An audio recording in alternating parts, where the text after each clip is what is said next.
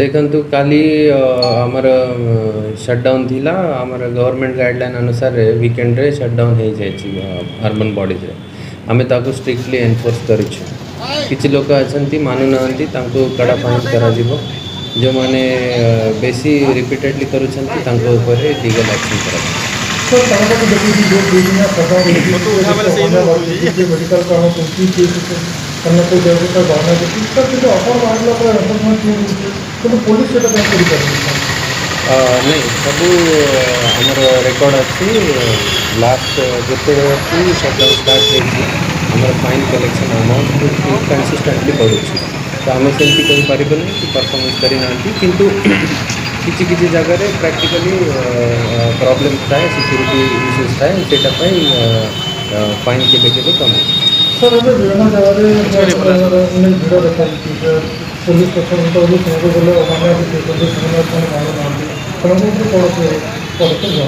देखंतु जो माने नियम मानिबे नहीं से मानक ऊपर कड़ा कार्यानुष्ठान करा जिवो फाइन भी कलेक्शन करा जिवो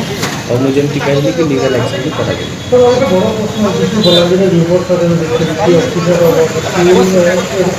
अभी कोरोना बात जो रिमोट आवाज जो लोग पैनिक होते बहुत मु आपन मानक थ्रू समस्त को रिक्वेस्ट करेबी कौन सी भी प्रकार र्यूमर मॉन्गरिंग रे इन्वॉल्व होंतु नहीं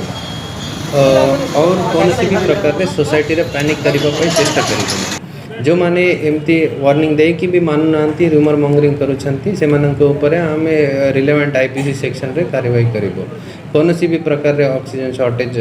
नहीं और कौन सी भी प्रकार रे रिसोर्सेस रे शॉर्टेज एबे वर्तमान सुधा नहीं। सर मेडिसिन को लेके मत रिमोट को जल्दी लोग सोशल मीडिया रे पोस्ट करते सोना को ऊपर कोन हमें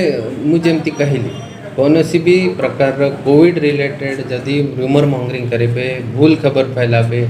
weather it is on Facebook Twitter और एनी अदर प्लेटफॉर्म तांको ऊपर आमे कड़ा कार्यानुष्ठान करेंगे।